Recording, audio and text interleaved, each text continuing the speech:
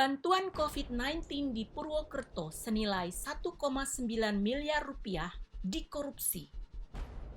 Dikutip dari halaman mediaindonesia.com. Kejaksaan Negeri Purwokerto, Jawa Tengah, membongkar dugaan korupsi bantuan pemberdayaan masyarakat terdampak COVID-19 senilai 1,9 miliar rupiah. Dana tersebut bersumber dari Ditjen Bina Penta dan PKK Kementerian Ketenagakerjaan RI. Kepala Kejari Purwokerto, Sunarwan, mengatakan pihaknya sudah melakukan penyelidikan sejak beberapa bulan yang lalu.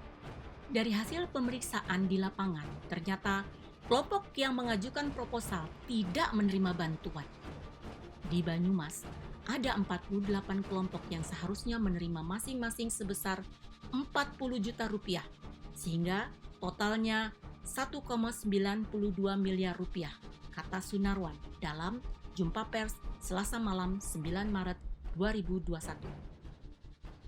Dia menjelaskan Kejari menyita uang sebagai barang bukti senilai 470 juta rupiah dari rumah seorang warga di Cilongok, Banyumas.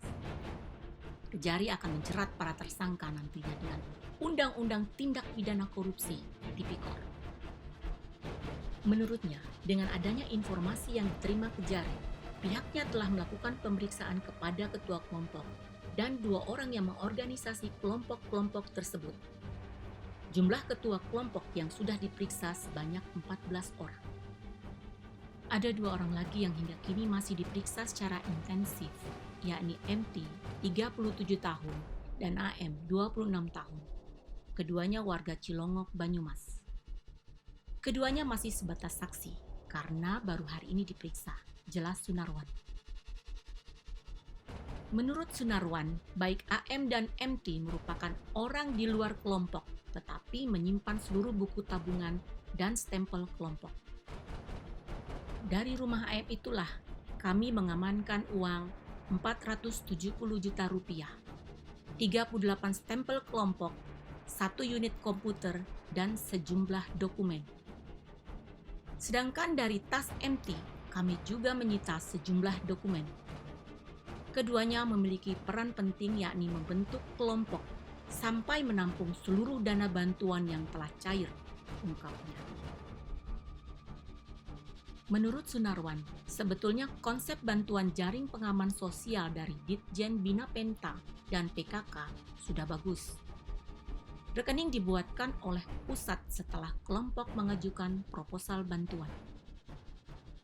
Kelompok-kelompok yang dibentuk diantaranya adalah budidaya durian, ketela pohon, dan lainnya.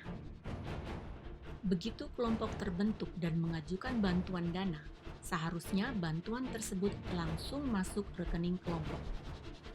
Akan tetapi, saat dana cair, AM meminta kepada masing-masing ketua kelompok untuk menyerahkan dana tersebut kepadanya. Dana bantuan sudah dicairkan ketua kelompok sejak 1 Desember 2020 dan diserahkan seluruhnya ke AM. Tapi sampai sekarang kelompok-kelompok tersebut tidak ada kegiatan sama sekali karena seluruh dana dikuasai oleh AM. Bantuan sebagai jaring pengaman untuk kelompok yang terdampak COVID-19 tersebut bertujuan agar kelompok bisa mandiri pada saat pandemi seperti sekarang ini. Namun pada kenyataannya, uangnya tidak sampai pada 48 kelompok yang seharusnya masing-masing menerima 40 juta rupiah. Setelah ini, kami akan terus kebut pemeriksaan dan pengembangan lebih lanjut. Saat ini memang belum ada tersangkanya. Namun demikian, kami telah memiliki bukti mengenai siapa yang berperan, ujar Sunarwan.